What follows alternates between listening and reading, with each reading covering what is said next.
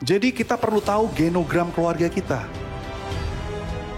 Anda perlu tahu, Anda tuh dibesarkan waktu umur, tadi kemarin Pak Iwan kan dari 0 sampai 12, 12 sampai berapa. Nah itu pengalaman-pengalaman apa yang pernah Anda alami.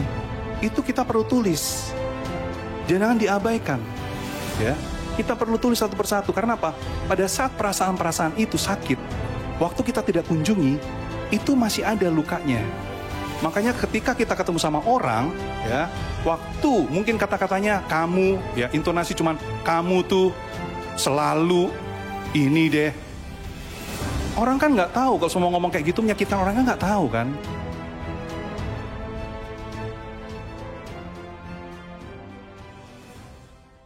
Baik Bapak Ibu Saudara sekalian, selamat pagi. Saya kembali akan membagikan sharing kehidupan saya. Bagaimana pengalaman saya dengan Tuhan. Dan pagi hari ini, dan dari kemarin ya, Pastor Indri tidak bersama dengan kita karena beliau pelayanan di Kanada dan di Amerika.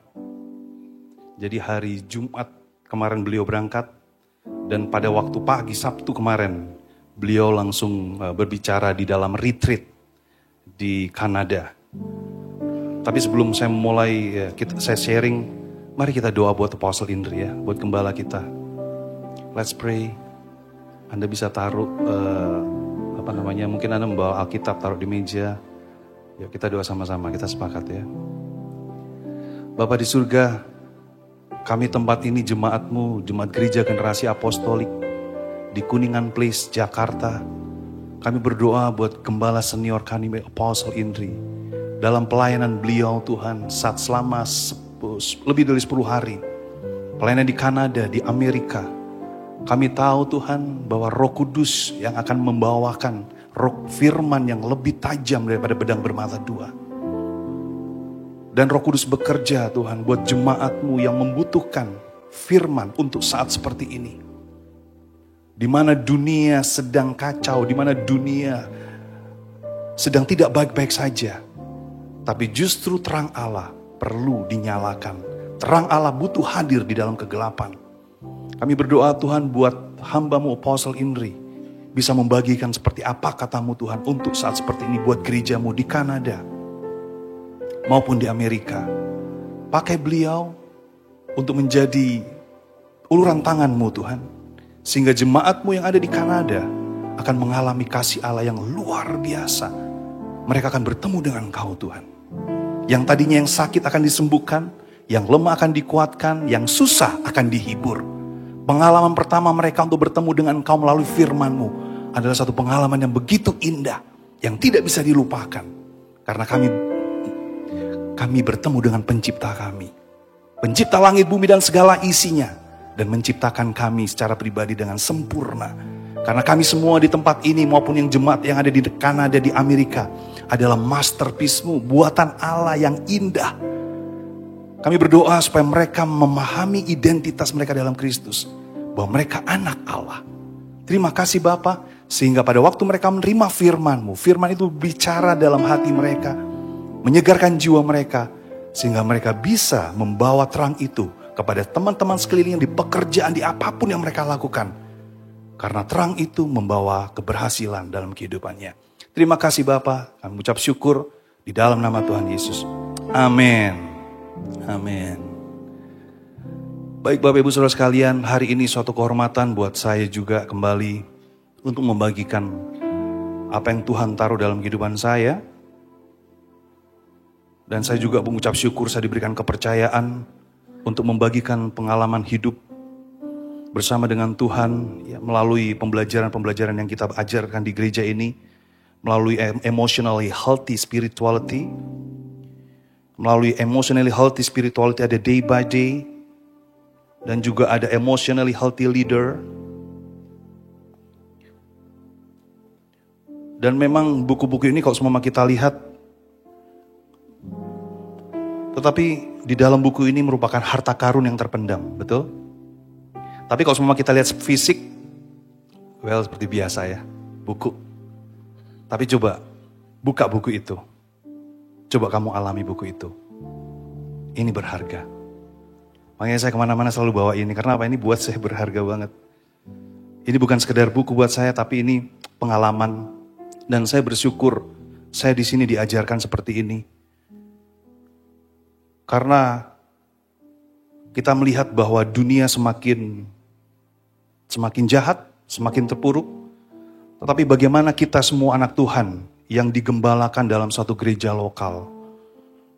Divisi kita mengatakan bahwa kami percaya Tuhan untuk gereja kami bertumbuh. Katakan bertumbuh. Bertumbuh, bukan bertambah, bertumbuh. Secara numerik. Jadi yang dipentingkan adalah pertumbuhan atau pertambahan. Pertumbuhan. Dan waktu saya membaca visi itu, langsung berkaca dalam diri saya, apakah saya tempat ini bertumbuh? Apakah saya bisa benar mengalami Tuhan tempat ini? Kalau saya belum mengalami Tuhan, ini waktunya untuk saya bisa bertobat. Tuhan, aku mau bertumbuh. Namanya pertumbuhan tidak ada yang enak ya, betul-betul Bapak Ibu Saudara kalian. Namanya pertumbuhan tidak ada yang nyaman. Pertumbuhan selalu di tempat yang susah.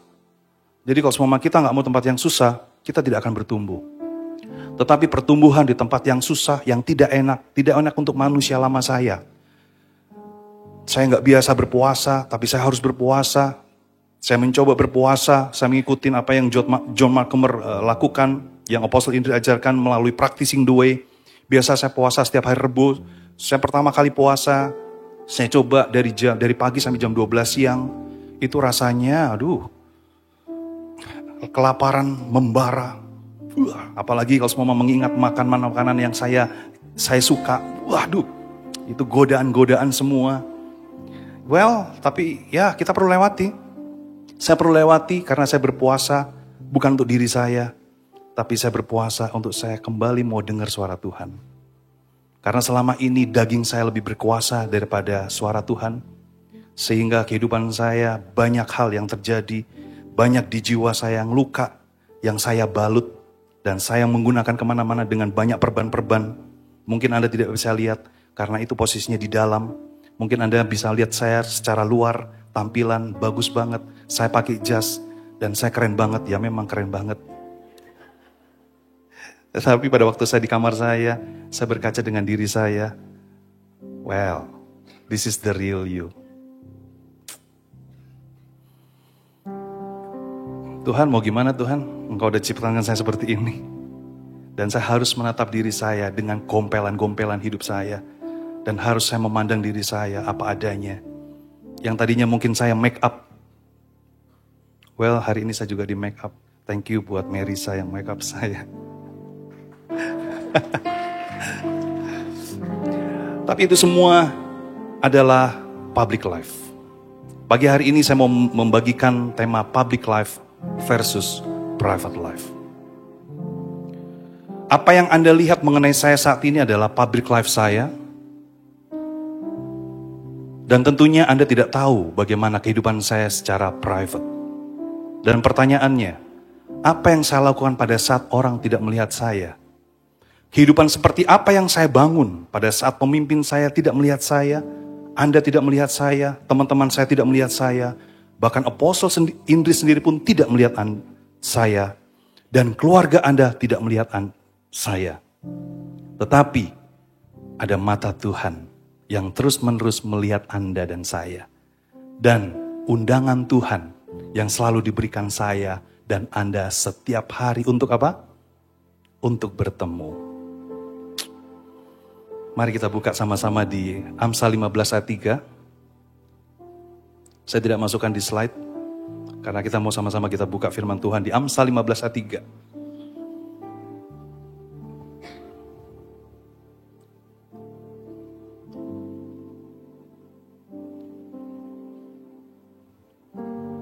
Sudah ketemu semua? Kita baca sama-sama ya. Masih ada kertas yang cek ya, nggak apa-apa.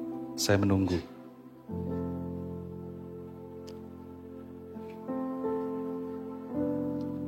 Oke, udah semua? Kita baca sama-sama ya, yang keras. 3, 4. Mata Tuhan ada di segala tempat, mengawasi orang jahat dan orang baik. Kalau di versi TPT, The Passion Translation, kalau semua di LED mau ditaruh boleh. The eyes of the Lord are everywhere and He takes note of everything that happens. Wow. The eyes of the Lord are everywhere, dimanapun berada, and He takes note of everything that happen. He watches over His lovers. So are you His lovers? Apakah kita sebagai yang dicintai Allah? And He also sees the weakness of the wicked. The eyes of the Lord are everywhere and He takes note. Wow. Dan dia mencatat everything that happen, setiap kejadian yang Anda alami. Anda kalau semua dalam posisi orang sebagai murid ya, gurunya lagi mengajar, kalau muridnya lagi mencatat, itu Anda sedang memberikan sesuatu penghargaan yang pertama. Dan juga kita bisa memperhatikan setiap perkataan. Kita belajar. Dan yang si pembicara atau guru pasti mengalami dihargai. Dan ini Allah menghargai Anda sehingga Anda setiap apapun yang terjadi dalam kehidupan Anda, Allah mencatat. Oke, kita buka di selanjutnya 2 Tawari 16 ayat 9. Kita baca di bagian A-nya saja ya. Boleh dibuka 2 Tawari 16 ayat 9.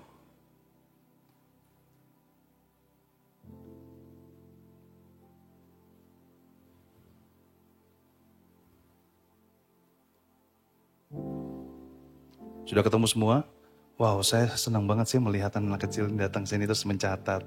Wow, I'm very happy. Thank you so much.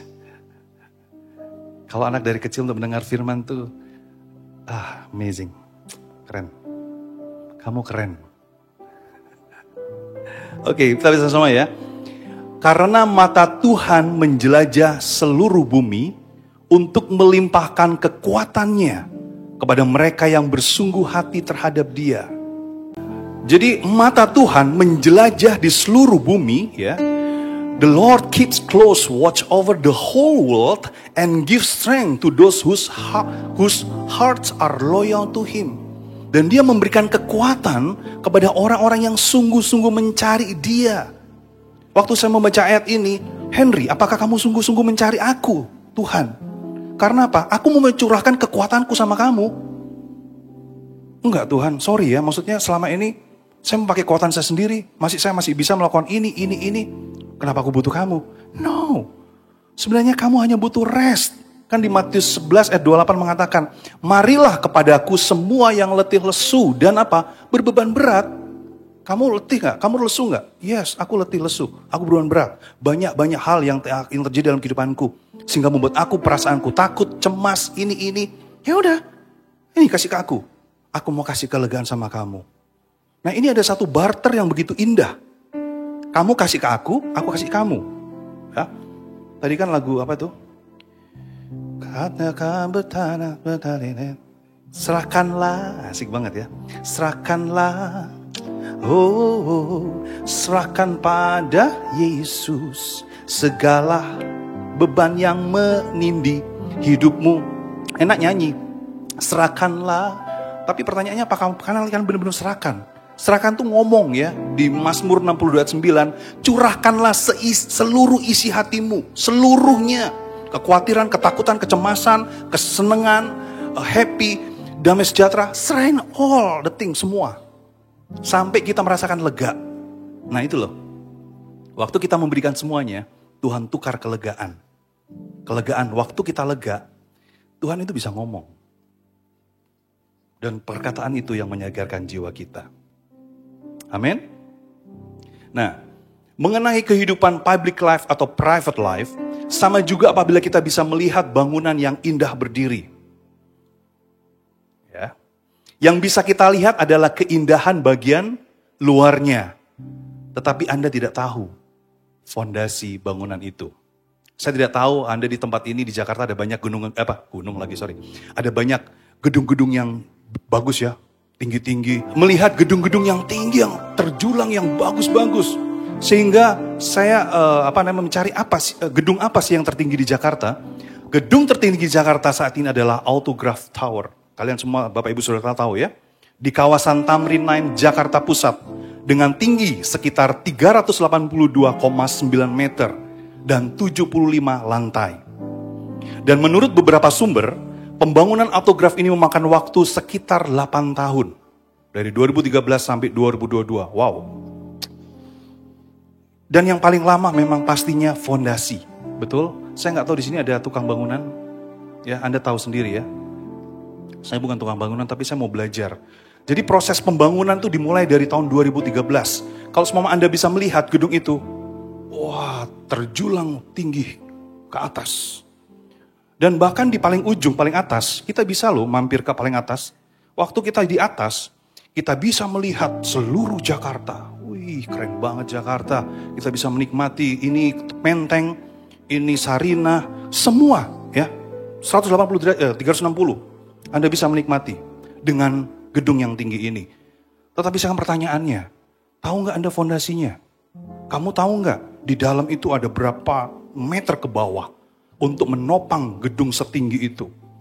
Kita bisa melihat kebagusan gedung ya, keindahan gedung, apalagi di Dubai ya, di Saudi Arabia, Dubai, oh ya Dubai. Meskipun saya belum ke sana, tapi one day saya ke sana menikmati gedung-gedung indah.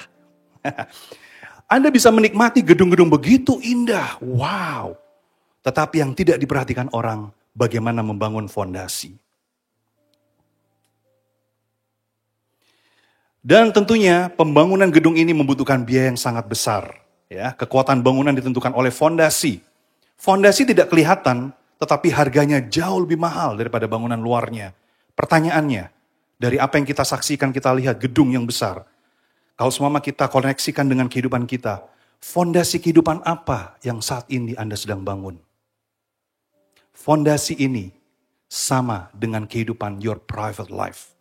Orang tidak melihat, pemimpinmu tidak melihat, saya tidak melihat, hanya mata Tuhan yang melihat. Dan Alkitab juga mencatat ya, ini Yesus ngomong loh ya, di Matius 7 ayat 24 sampai 26. Kita baca sama-sama. Dua macam dasar atau dua macam fondasi. Kenapa ini Allah sendiri yang berbicara? Karena ini di versi King James, ini tulisannya merah semua. Dia mengatakan seperti ini. Setiap orang yang mendengar perkataanku ini dan... Oh, kalian masih... Ya, silakan buka dulu Alkitabnya.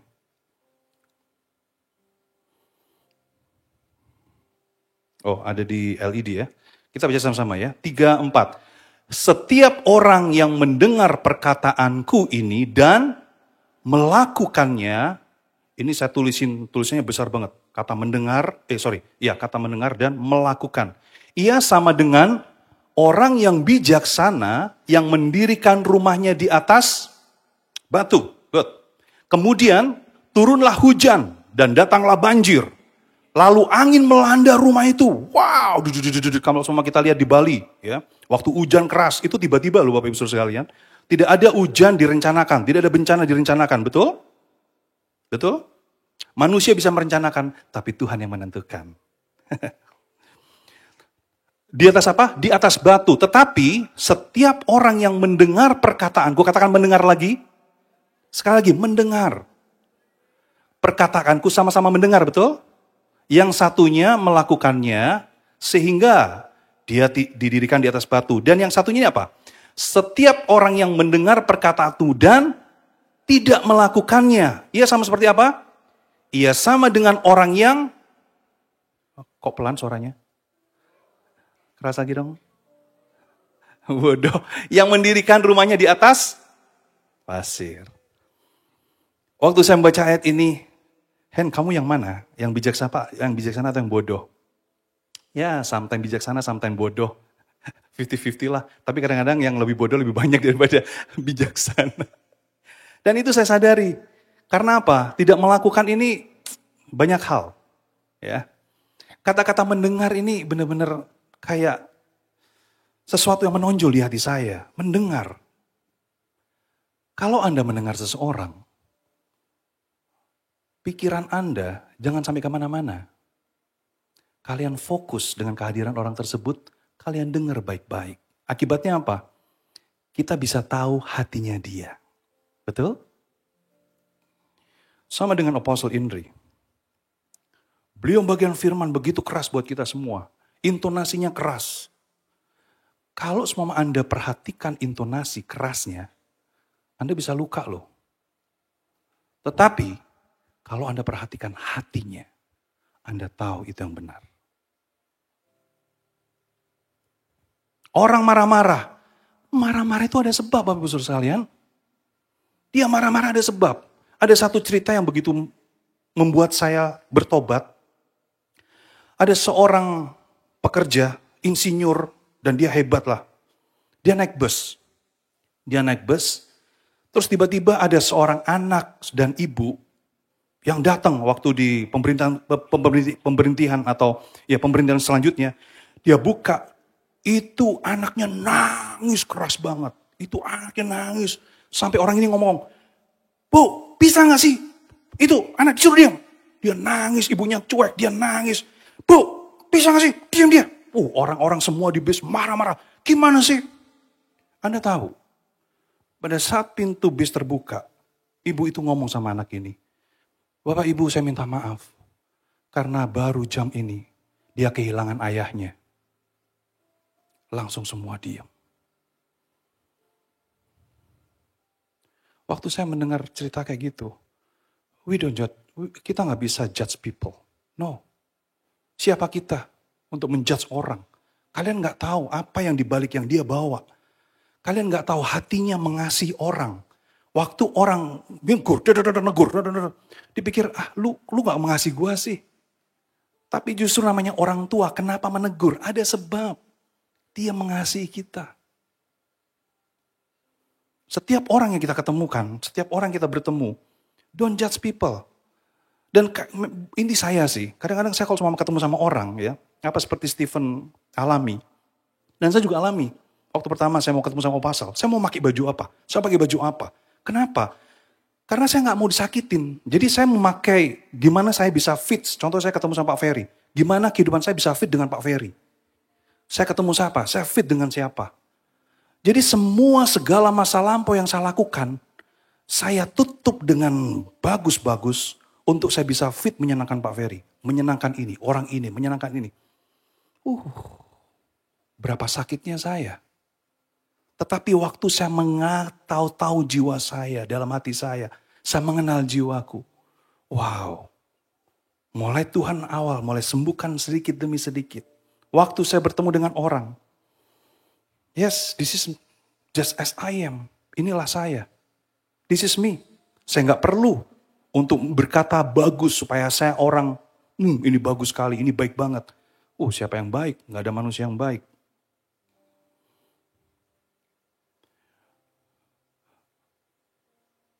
Dan saya juga tertegun dengan kesaksian hidup yang diberikan oleh Peter Scazzero, yang pernah dibagikan oleh Apostle Indri dalam Bible Study, kalau semua yang pengikut Bible Study, mengenai kehidupan seorang worship leader, pemimpin pujian yang bernama Todd. Ya, saya juga membaca kesaksian ini ditulis dalam buku Emotional Healthy Discipleship. Anda tahu Todd ini adalah seorang pemimpin pujian, seperti saya ya, tadi seperti Natalie, memimpin pujian atau worship leader. Dan juga ternyata Todd ini adalah seorang musisi. Dia arranger, dia penyanyi. Wow, hebat ya, talentanya banyak ya. Dan dia datang ke gereja kecil. Ya datang ke Kuningan Place lah. Contohnya, kita kan kecil. Tapi gara-gara keahliannya dalam memimpin pujian, jadi gerejanya jadi besar. Dan semua jemaat suka dengan pujian dan penyembahan yang dipimpin. Wow, mungkin dia ini suaranya udah bagus ya. Terus dia pimpinnya itu kayak ada hadirat Tuhan dan jemaat merasakan merinding-merinding. Apa sih yang merinding? Tuhan hadir ya hadir. Dan dia hadir, kita tahu dia hadir. Makanya kenal seseorang, kita bisa tahu dia hadir apa enggak tuh, tahu loh. Sama kayak Tuhan. Kita kenal sama Tuhan, Tuhan tahu hadir apa enggak, kita tahu. Dan Todd ini di tengah kebesarannya, ketenarannya, tiba-tiba istrinya datang ke gembalanya dan mengeluh. Dia ngeluh seperti ini, suaminya kalau pulang ke rumah itu, badannya bisa di rumah, tapi dia nggak hadir secara emosi.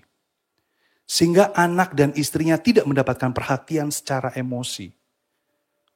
Dan selanjutnya, ya, ada singers yang mengontak gembala, menghubungi gembala. Dan melihat ada keanehan semenjak Todd ini terkenal ya. Ini memang godaan sebagai seorang worship leader. Ya namanya manusia ya. Masih hidup dalam daging, banyak hawa nafsu yang. Semenjak Todd terkenal, Todd ini suka kirim WA melalui HP-nya. Sehingga singers wanita ini berkata, loh bukannya kamu memiliki perkawinan yang bagus sama istri kamu? Dan akhirnya gembala menegur. Nah pada waktu gembala menegur nih, saya mau bisa melihat pada waktu saya baca buku ini, saya bisa menyaksikan diri saya sendiri.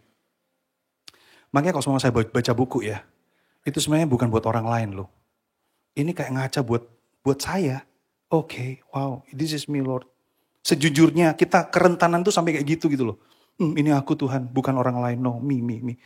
Nah, pada waktu ditegur sama gembala, sebenarnya teguran orang tua itu baik bukan? Baik sekali. Sehingga apa respon dari Todd? Dia marah. Dia tersinggung. Dan apa reaksinya? Dia curhat melalui sosmed. Di Instastory, Instagram, semuanya curhat. Anda tahu pada waktu Anda curhat ke Instastory, ke sosmed, yang membacakan langsung, aduh, sedih gak yang baca? Sedih. Perasaannya jadi sedih gak? Sedih. Yang mungkin tadi perasaannya happy. Terus melihat WA story Todd. Aduh Todd, kamu kenapa Todd? Jadi bisa membuat perasaannya berubah gak di si pembaca? Kalau semama dia followernya 5.000, wih, kaget loh 5.000 orang kecewa loh. Hah? Kenapa? Ada apa? What's wrong? Orang kepo gitu kan. Ada apa? Hah? Coba gue telepon. Ini loh. Nah, waktu dia ngomong sama si orang itu, kenapa? Ini loh, kurang ajar nih, gue diginiin. Udah ditwist tuh. Akibatnya orang yang ditelepon ikut kecewa gak? Ikut sakit hati gak? Akhirnya yang menerima informasi itu akan menghakimi orang tersebut belum? Bukan. Padahal ini kan si Todd sama gembalanya kan si orang yang kepo ini kan gak tahu itu kenapa dia tegur kan, betul?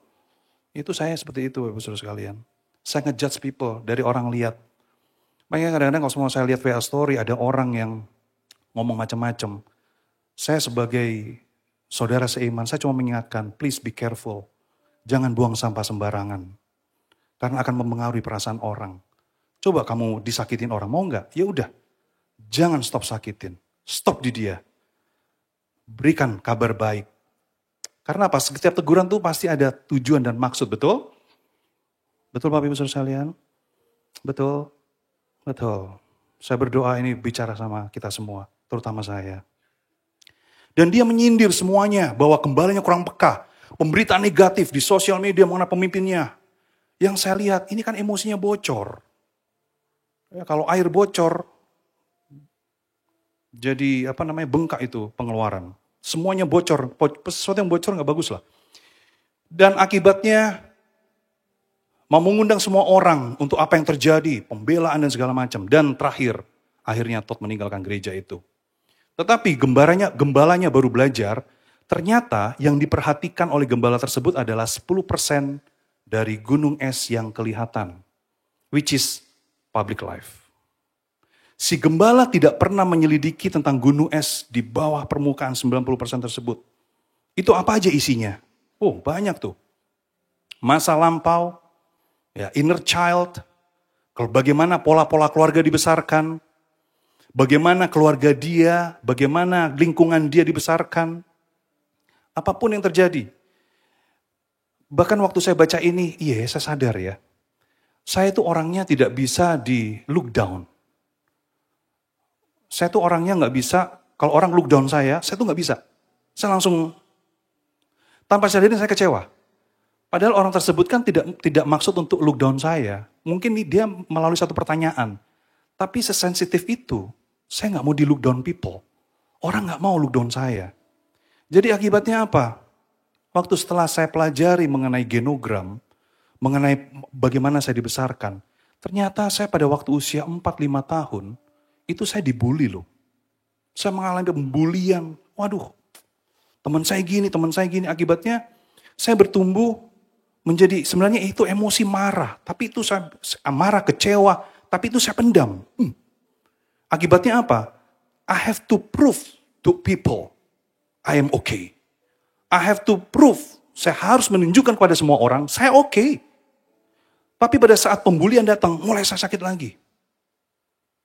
Sampai suatu saat, saya nggak tahu ya, pada waktu itu saya kelas 6, kelas SD ya. Kita semua kelas SD ya, kita kan suruh nyanyi ke depan gitu ya. Nyanyi ke depan, nyanyi lagu-lagu mengenai Indonesia lah. Ampar-ampar pisang, mengenai daerah dan segala macam. Waktu saya maju ke depan, cuman saya takut dibully, saya tuh bisa gini loh.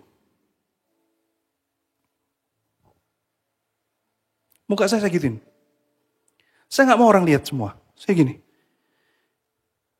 Waktu saya nyanyi, saya selalu gini. Indonesia tanah air beta. Saya gini, muka saya gini. Pusaka Abaninan Jaya. Setelah itu, saya gini lagi. Saya malu. Saya nggak mau dibully. Saya mau nanti orang ngomong apa. Wih, ini kayak gitu. Itu sampai satu saat saya bawa, pada waktu itu saya pengen menjadi juara dalam satu festival musik. Waktu itu kalau semua Anda pernah dengar Solideo ya.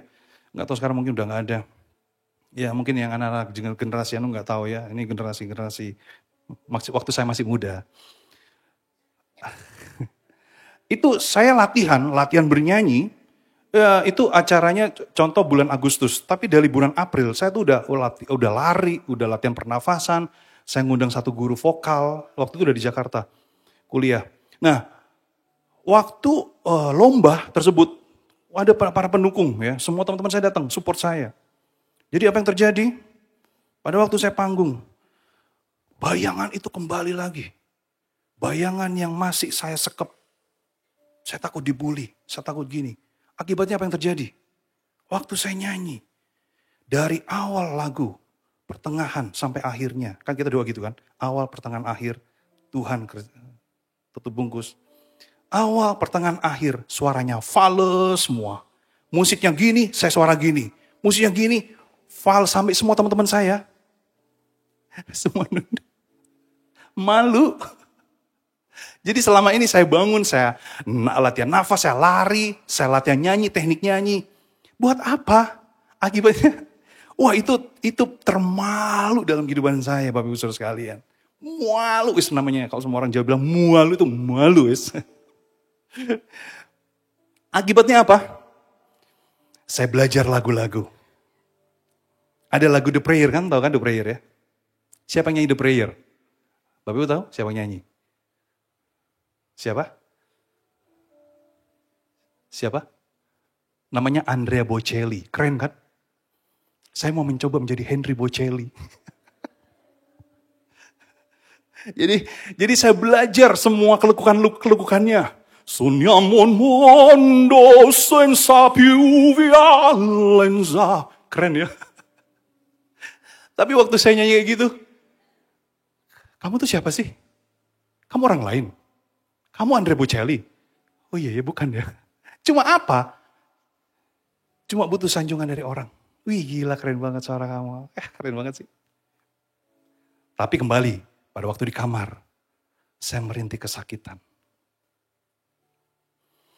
Terus saya belajar lagu. Tahu lagu ini ya?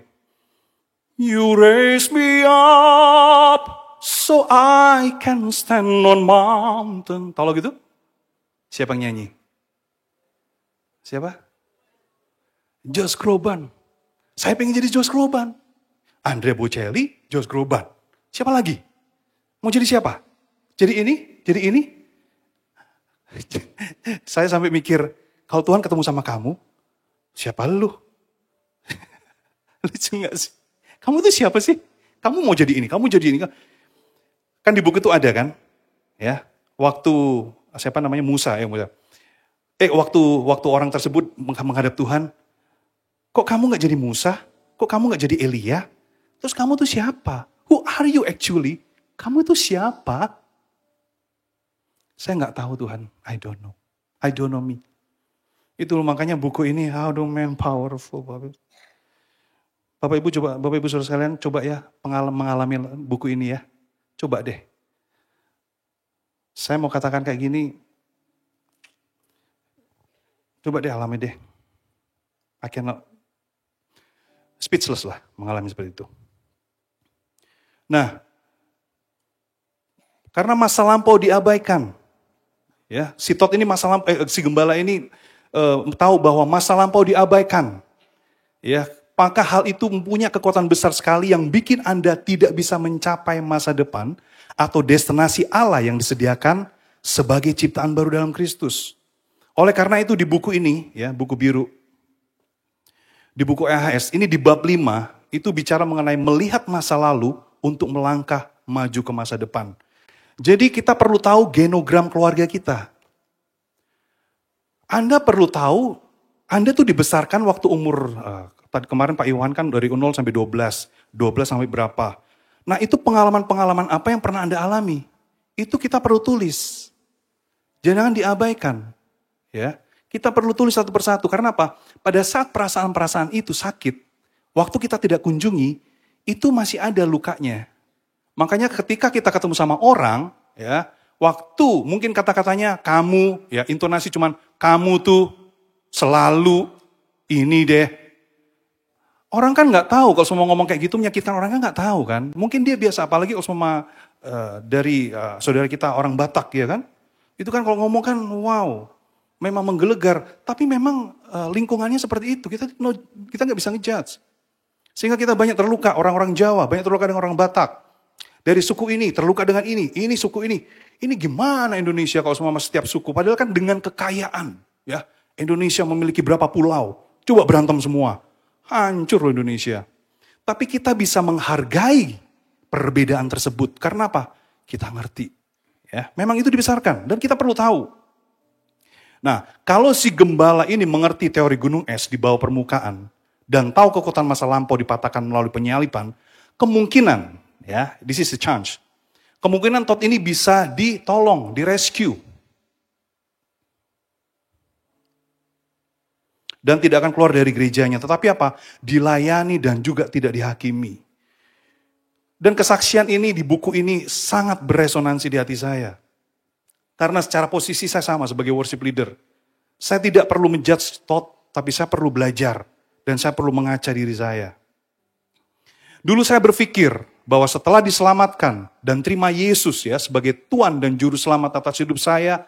Terus yang keduanya, saya melayani Tuhan sebagai usher, ada sebagai singers, sebagai pemain musik.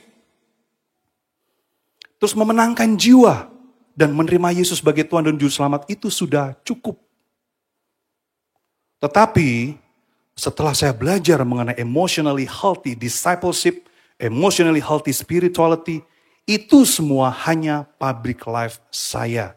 Orang bisa melihat, sehingga orang bisa mengelulukan saya. Saya hebat. Akhirnya saya bisa membuat. Nah ini loh yang bahaya. Akhirnya saya membuat kecanduan akan afirmasi dari orang. Ini terjadi sama saya. Kalau hari itu saya tidak ada afirmasi dari orang, saya akan mencari. Saya akan berbuat baik kepada ini, berbuat baik kepada ini. Supaya apa? Supaya saya dapat afirmasi. Ih kamu keren banget sih. Saya dapat afirmasi itu cukup. Buat saya. Saya cari orang. Akibatnya apa? Itu kayak candu ya. Nyandu. Nyandu itu kayak gimana sih? Kayak pingin gitu loh. Ya mungkin saya tidak nyandu rokok. Saya tidak nyandu minum. Saya tidak nyandu alkohol. Tapi ternyata dalam diri saya ada satu kecanduan yang saya belum pernah beresin. Afirmasi. Karena luka di jiwa saya. Nih apalagi nih. Dan pada waktu orang berkata jelek mengenai saya, saya mudah tersinggung. Saya mudah cemas atas kata-kata penilaian orang tersebut. Dan ujung-ujungnya, saya akan keluar dari komunitas tersebut dengan kondisi emosi yang sakit. Dengan kondisi emosi sakit, saya mencari komunitas yang menyukai saya, supaya dia mengafirmasi saya. Melukai saya, keluar lagi. Ini luka 1, luka 2, cari komunitas lagi. Luka 3, 4, 5, 6, 7, 8, 9, 10. Berapa luka yang saya bawa. Supaya komunitas saya menyembuhkan saya. Cannot. Kita belajar melalui John McCormer. Di komunitas kita disakiti, di komunitas kita disembuhkan. Amin. Karena tidak ada orang yang sempurna. Katakan tidak orang sempurna. Kita diciptakan secara sempurna. Tapi saya belum sempurna. Disempurnakan oleh Kristus. sesuai dengan karakter Allah. Jadi ekspektasi apa ketika kita bertemu dengan seseorang? What you expect? Kadang saya mengekspektasikan sesuatu. Ekspektasi kalau semua ekspektasi tidak dicapai, itu menyakitkan loh. Betul? Betul nggak sih? Halo, betul? Don't expect bigger dari apa yang Anda ekspektasikan dengan siapapun. Kalau kita mengasihi satu sama lain. Karena ingat ya, kita membawa bagasi, ya itu genogram. Bagaimana kita dibesarkan. Kalau Anda umur 30 tahun, dibawa tuh selama 30 tahun. Ya mungkin Anda umur 20 umur 25 udah berubah, mulai belajar ini. Nah, waktu kita mulai belajar ini kan kita mau melepaskan tuh. Mulai berdamai sehingga Tuhan Allah di situ dan mulai disembuhkan. Itulah ya. Jadi apapun yang kita alamin, please. Makanya kalau semua kita kenal diri kita itu akan melegakan loh, lega banget. Nah, saya belajar bedanya Tot dengan Daud. Ya, kita belajar dari seorang pribadi di Alkitab. Padahal dosanya Daud itu sangat parah dibandingkan si Tot. Tetapi apa perbedaannya? Daud itu kembali ke Tuhan dan dia bertobat. Dia punya kehidupan private life yang sangat kuat. Dan Allah itu selalu tersentuh hatinya. Dan Allah itu iba loh. Kalau kalian merasa iba sama seseorang itu gimana sih? Melihat anak-anaknya berdosa, bersalah. Terus dia kembali, nih kayak anak-anak kecil nih ya. Dia salah, terus dia sadar salah. Langsung dia datang ke orang tuanya. Ma, I'm sorry, aku melakukan kayak gini. Gimana perasaan mama? Gimana perasaan papa? Waktu anak Anda sadar kamu salah, terus dia datang, Ma, I'm sorry, aku salah ya. Bagaimana perasaan Anda? Itu yang dialami Daud. Kenapa? Daud itu kenal sama Tuhan. Ya, di Mazmur 51, dari ayat 3 sampai 21, itu doa pertobatan Daud. Waktu Daud bertobat, ya, waktu ditegur sama Nabi Nathan, nih kata-kata lagi, ditegur. Ya. Karena jujur, saya sakit ditegur. Ya kita gak mau semua tegur ya. Tapi dengan saya tahu diri saya, itu baik buat saya kok. Asik. Daud ditegur oleh Nabi Nathan. Ini Nabi Nathan ini tegurannya keras loh. Bisa melebihin Apostle Indri loh. Keras banget dia. Oh, dia keras banget nih. Atas pelanggaran dosa perselingkuhan dengan Betseba. Karena apa? Gimana sih? Kalau kita menyenangkan seseorang, terus seseorang itu dihianatin. Gimana perasaan Anda? Marah nggak? Marah dong. Kok kamu mengkhianati saya sih? Apalagi kamu mengkhianati Tuhan. Tapi Bapak Ibu Saudara sekalian, oh my God, Daud ini. Dia nggak malah melawan Nathan. Lu siapa loh? Ini gue raja men. Lu siapa? Enak aja. Lu awas lu ya. Gue bisa perintahkan seluruh jajaran jenderal-jenderal semuanya menyerang lu. Lu ngapain negur gue? Siapa lu? You know what? Daud bisa loh kayak gitu. Bisa nggak? Bisa. Karena saya kadang-kadang kalau tegur saya maunya gitu. Emang lu siapa? Oh man. Tapi Daud pada saat dia ditegur, itu loh ya. Kalau orang kenal Tuhan ya, orang kenal Tuhan nih kedalaman yang saya alamin, waktu seseorang negur kamu, itu saya tidak mendengar kata-kata yang intonasi yang keras, sakit. Tapi saya bisa lihat kedalaman hatinya dia sangat mengasihi saya. Hanya Engkau pribadi yang mengenal hatiku. Itu yang terjadi pada Daud. Respon Daud tuh datang ke Tuhan dan bertobat. Dia bukan bereaksi.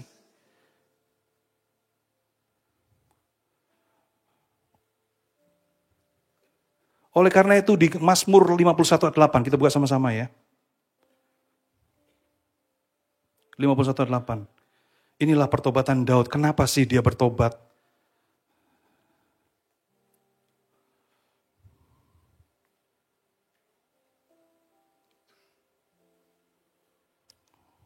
Udah semua? Kita baca sama-sama ya. Kita baca dengan Tuhan yang ngomong sama kita. Bukan sekedar kalimat. Saya mau Anda membaca ini, saya mau Anda mengalami Tuhan. Bukan mengalami saya. Saya mau mengalami Tuhan, karena saya mengalami Tuhan. Saya berdoa pagi hari ini Anda mengalami Tuhan. Amin.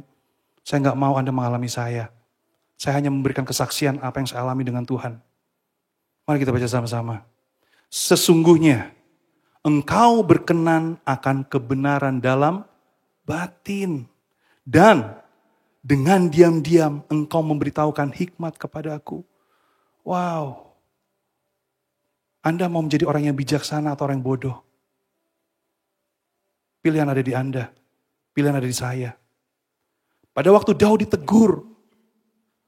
Ya mungkin satu pencipta lagu ini mungkin mengatakan seperti ini.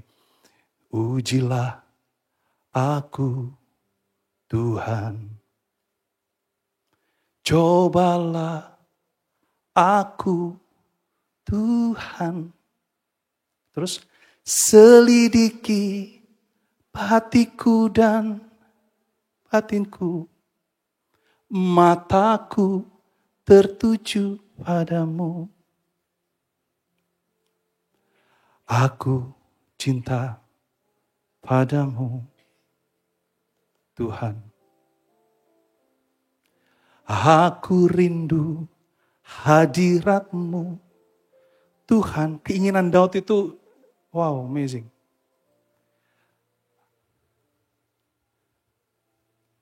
Wow, amazing. Ku nyanyi, Hosana, bagi Rajaku yang duduk di tahta. Aku muliakan dan ku agungkan. Kaulah yang disembah. Anda tahu waktu saya menyanyi seperti ini, bisa nggak ya pada saat orang menegur saya, atau apalagi gembala saya menegur saya kembali ke Tuhan, saya menyanyi sama Tuhan. Ujilah aku Tuhan. Cobalah aku Tuhan. Tolong dong teksnya. Yang bisa saya nyanyi. Dan hatiku. Terus selanjutnya. Mataku tertuju padamu. Tertuju pada orang yang menegur atau kepada Tuhan? Orang negur atau kepada Tuhan?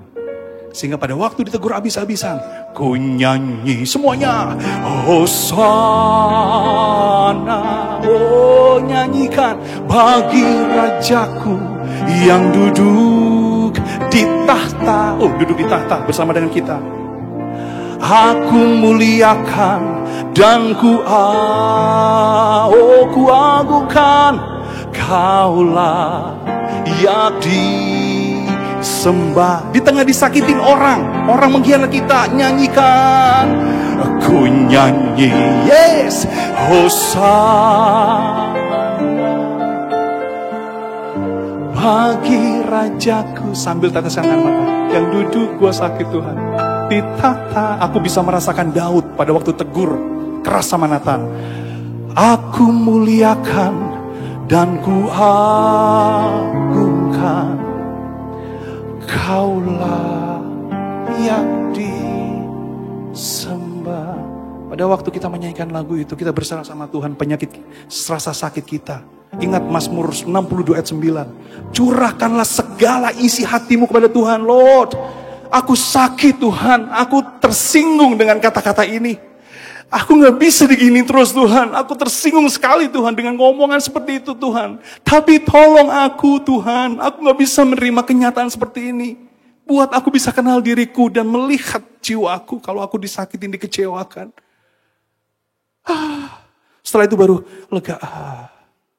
Nah waktu lega, waktu Anda berdiam, jiwa Anda tenang.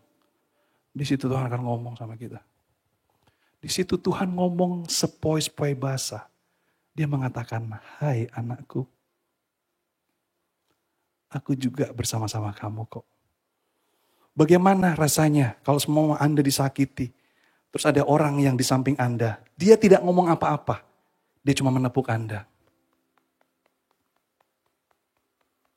Dia nggak ngomong apa-apa, dia tidak menunjukkan apa-apa. Tetapi kehadiran dirinya, dia hanya menepuk Anda. You are with me. Tuhan, Engkau tak jauh, bahkan dekat di hidupku. Waktu saya mengalami bencana, sakit hati, sungguh ku rasakan betapa kau mengasihi. Tuh kata-katanya, betapa kau mengasihiku Tuhan. Tuhan, Engkau tak jauh, rasakan Tuhan, bahkan dekat di hatiku. Sungguh ku sadar enggak, betapa Tuhan merindukanku. Amazing. Saya bisa memiliki suara yang bagus. Saya bisa memiliki banyak talenta. Saya bisa bernyanyi dengan suara harmonisasi yang bagus. Saya bisa menarik orang dengan segala skill yang saya miliki. Begitu juga dengan Anda, dengan profesi Anda masing-masing. Ilmu yang Anda dapatkan, Anda bisa membuat orang, I'm salute. You are very best, you are the best. You are the best that I ever know. Ambil orang lagi itu. You are the best. Oh, bukan Jesus is the best. You are the best that I ever know. Tapi Anda tahu semua, itu semua public life. Tetapi yang menyelamatkan Daud bukan public life, tetapi the private life. Tod hancur karena dia mengandalkan public life-nya, tetapi tidak punya private life bersama dengan Tuhan setiap hari. Makanya ini saya sangat berhati-hati sekali Bapak Ibu Saudara sekalian. Ya, memang lebih indah sih kalau semua berada bersama dengan Tuhan. You try at home. Kalau di sini kan kita bisa melakukan bersama-sama. Dan Bapak Ibu Saudara sekalian, kita ingat bagaimana Yesus mengajarkan doa kepada kita semua. Di dalam Matius 6 ayat 5-6. Yesus berkata seperti ini. Dan apabila kamu berdoa, ya, apabila saya berdoa, janganlah berdoa seperti apa? Munafik. Mereka suka mengucapkan doanya dengan berdiri dalam rumah-rumah ibadat dan pada tikungan-tikungan jalan raya. Supaya mereka apa? Supaya mereka dilihat sama orang. Nih saya udah berdoa. Apalagi supaya orang lihat. Tapi kamu doa seperti itu gak di rumah? Itu gaya hidup kamu gak sih? Atau supaya dilihat orang?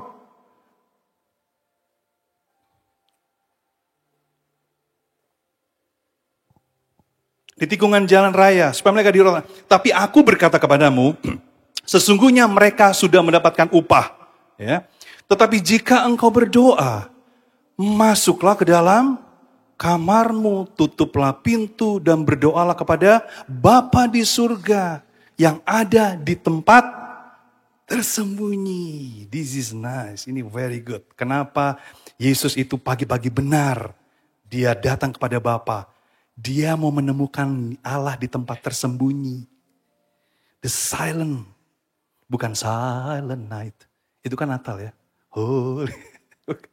The silent place, tempat yang tersembunyi. Di situ Allah suka. Ya, jadi kalau semua kita punya tempat favorit masing-masing ya. Tempatnya Allah harus tahu dong. The silent place, silent moment. Kamu berserah sama Tuhan. Kalau lakukan solitude and silent, hirup nafas.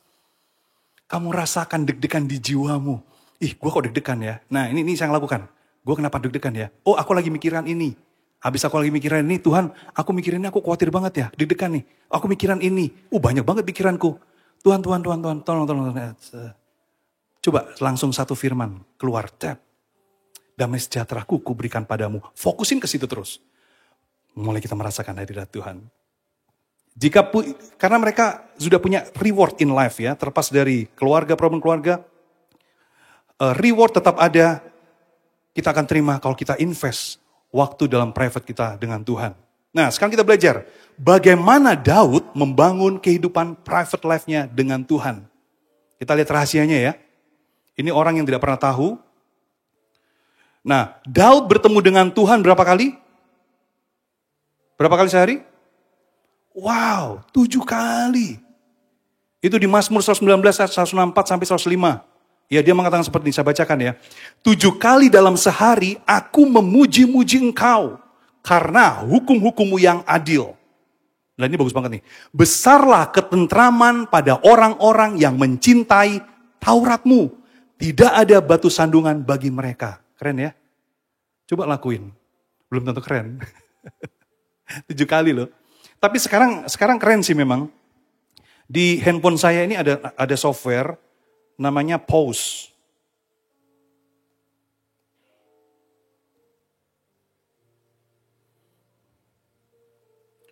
Nah, di Pause itu, dan saya ada notifikasi setiap jam 6 pagi, ya selain pagi banget saya datang ke Tuhan. Ini, jam 5 pagi, jadi dia langsung notifikasi. Pause. Or all the activity. Jam 12 siang, pause. Jam 6 sore, pause. Semuanya pause. Jadi di notifikasi. Terus ada lagi Lexio 365. Terus ada lagi Bible. Wow. Kalau semua kita bisa lihat, kita bisa ketemu sama Tuhan lebih dari 7 kali loh. Betul? Tapi sekarang pertanyaannya, mau nggak? Ya kan? Ternyata itu rahasia Daud, Bapak Ibu Saudara sekalian. Anda tahu kehidupan Daud ya? Itu ditolak loh sama orang tuanya. Betul? Ya? Kehidupan Daud itu ditolak loh. Apa yang paling kelihatan? Pada waktu si Daud ini, Samuel, Nabi Samuel datang ke rumah Daud, ya. Terus Isai, mana anak-anakmu? Kumpul semua, 1, 2, 3, kumpul semua. Bagus-bagus badannya, karena semua pas pampres ya. Kalau semua kita lihat badan pas pampres, seperti itu, keren-keren. Tentara, jago perang semua. Sampai si Samuel, apakah sudah ini anakmu? Ini saya bisa masuk dalam kehidupan Samuel. Aku dengar sama siapa ya? Bener gak sih rumah ini? Sampai dia tanya, apakah cukup anak ini? Apakah anak ini sudah cuma anak ini doang? Si Isai. Tunggu. Ada satu lagi di padang. Sedang apa? Mengembalakan 2-3 ekor. Nah, tertolak gak? Gak dipanggil loh. Ditolak loh. Tapi si Mazmur Daud keren, mengatakannya keren. Ya. Mazmur Daud mengatakan seperti ini.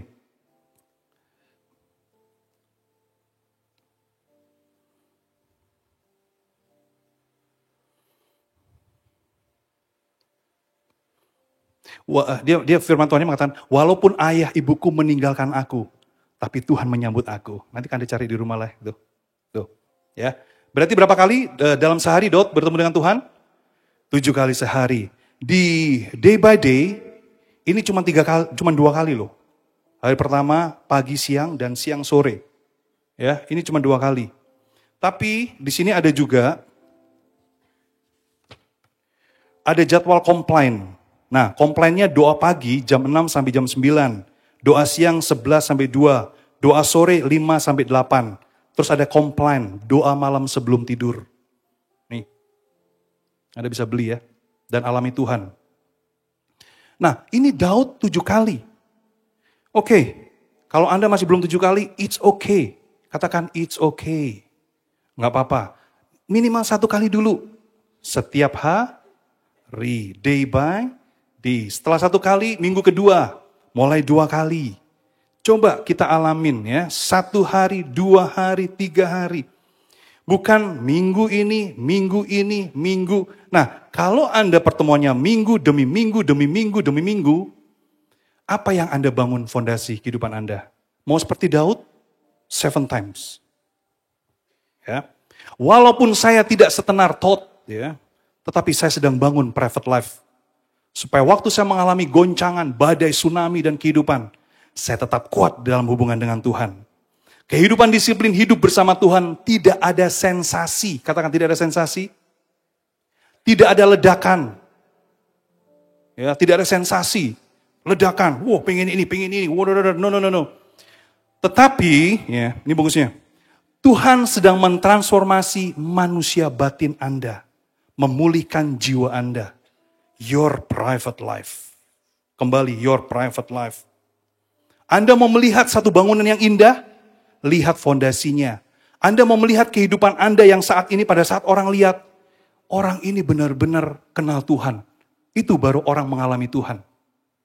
Karena orang ya, mengalami Tuhan waktu bertemu, itu kalau semua orang bilang tuh aura ya, auranya berasa.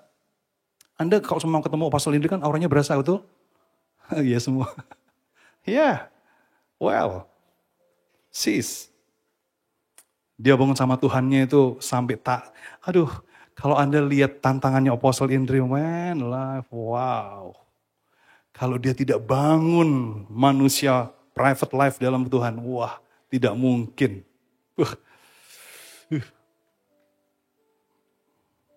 Katakan, jiwa saya berharga.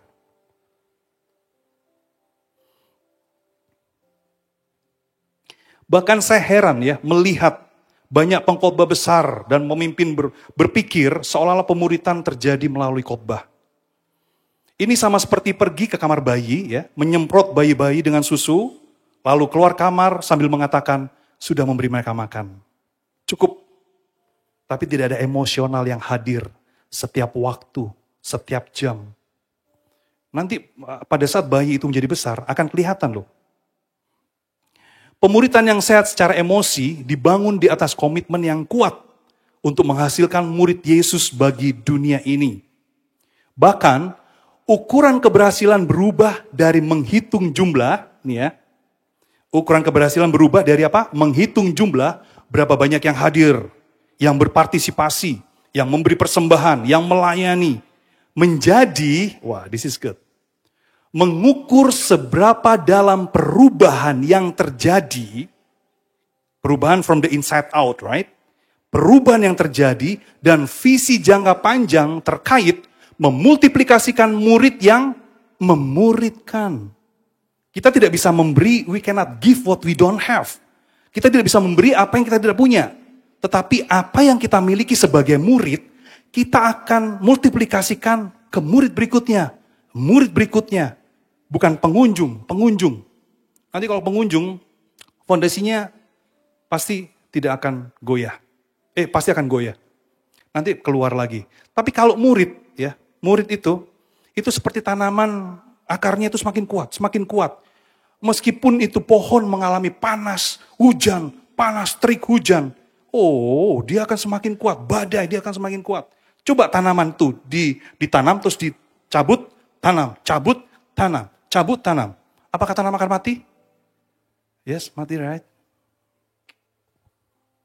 Kamu kok gak nyatet lagi? Oke. Jadi pemuritan yang sehat secara emosi menghadirkan konten yang alkitabiah. Dengan susunan yang memperlengkapi para pemimpin untuk dapat membangun secara bijaksana. Katakan secara bijaksana. Dan sungguh-sungguh. Tidak secara sembarangan. Anda tahu konten-konten semua ini. Wah, ini keren loh, ini dalam banget loh Bapak Ibu Saudara sekalian. Makanya awal, ya, saya jujur awal waktu baca ini, saya nggak ngerti sama sekali. Saya tidak mengerti sama sekali. Nggak ngerti. Tetapi itulah ujian ya. Ujian untuk terus. Keep on keeping on, keep on keeping on, keep on. Jangan nyerah, don't give up, don't give up. Sehingga pada saat yang tepat, kamu akan mengalami transformasi. Yesus memang sengaja memuridkan 12 orang ini karena pemuritan sangat penting bagi masa depan misi kerajaannya. Hal yang sama berlaku bagi kita hari ini ya, hari ini. Seperti yang dikatakan baik oleh Dietrich Bonhoeffer. Dia mengatakan seperti ini. Kekristenan tanpa Kristus yang hidup pasti merupakan kekristenan tanpa pemuritan. Dan kekristenan tanpa pemuritan selalu merupakan kekristenan tanpa Kristus. So, dengan kata lain kita menolak proses perubahan yang panjang. Tuh, kalau semua kita nggak mau merubah, give up, tuh, kita menolak. Ya, proses perubahan yang panjang dan lama dari pemuritan yang mengubahkan dan tergoda untuk kembali ke program apa? Cepat saji. Oh, saya belum masukin ya? Oh, oke, saya belum masukin kata-kata ini. Jadi kita tergoda untuk kembali ke program cepat saji. Ya, contoh makanan cepat saji apa? Ya, Anda tahu lah ya. Apakah itu makanan sehat? Sehat enggak? Cepat saji, cepat. Segala sesuatu yang sempat, belum tentu sehat ya. Agar nih, gereja bertumbuh secara angka. Maka hal itu tidak akan pernah mengubah orang atau gereja secara mendalam. Hanya terlihat baik di luar saja. Coba gambar. This is. Dimulai dari siapa? Dimulai dari siapa? Katakan dimulai dari saya. Kalau Anda bicara dimulai dari saya, dimulai dari kehidupan your private life. That's all. Dimulai dari siapa? Dari saya. Karena apa? Transformasi terjadi secara perlahan, tapi pasti. Setelah Anda mengalami perubahan, gereja Anda mengalami perubahan. Sehingga dunia akan mengalami transformasi. Melalui siapa? Katakan melalui Anda. Dan Anda perlu sadari, Anda duduk saat ini di tempat ini, mungkin ada di row 2, 3, dan 4. Tidak ada kebetulan. Coba ngomong kiri kanan. Kamu duduk di ini gak ada kebetulan loh. Pertanyaannya yang mendengar firman hari ini, kamu atau orang tua kamu? Anda yang mendengar atau kakak Anda atau orang tua Anda? Yang mendengar hari ini siapa?